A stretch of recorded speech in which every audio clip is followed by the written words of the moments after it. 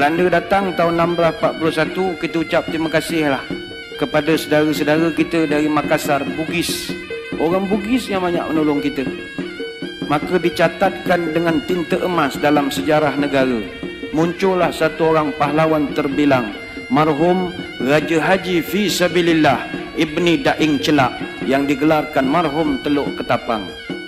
1641 Belanda datang. Belanda datang. Bila Belanda datang, orang Aceh dah penat. Penat dah menolong. Orang tempatan masih lagi seronok dengan baju uniform, dapat apa komen seronok, dapat jadi pegawai kerajaan, jadi orang pencen. Tak ada dia berjuang melawan Belanda dah.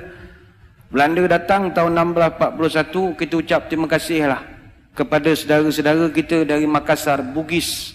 Orang Bugis yang banyak menolong kita. Orang Belanda datang jajah Melaka Johor berapa tahun? 183 tahun. 183 tahun. Datanglah orang Bugis tahun 1782 sampai 1784, yang itu memang serang habis-habisan. Maka dicatatkan dengan tinta emas dalam sejarah negara. Muncullah satu orang pahlawan terbilang, marhum Raja Haji Fi Sabilillah Ibni Daing Celak, yang digelarkan marhum Teluk Ketapang.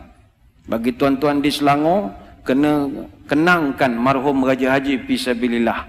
Apa sebab? Dia ni yang di Pertuan Muda Kesultanan Johor Riau Lingga yang keempat. Dia Tengku Mahkota Raja Muda.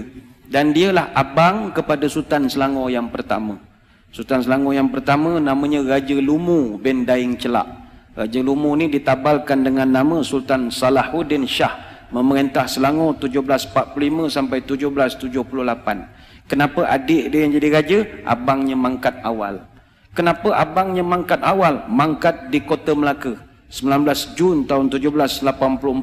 Umur baru 57 tahun. Ketika jenazahnya ditemui, tangan kanannya memegang kitab Dalailul Khairat, tangan kiri memegang badik. Dia lawan Belanda sampai ke Kota Melaka, tapi akhirnya gugur menjadi seorang syahid. Kenapa mereka ni berjuang berhabis-habisan?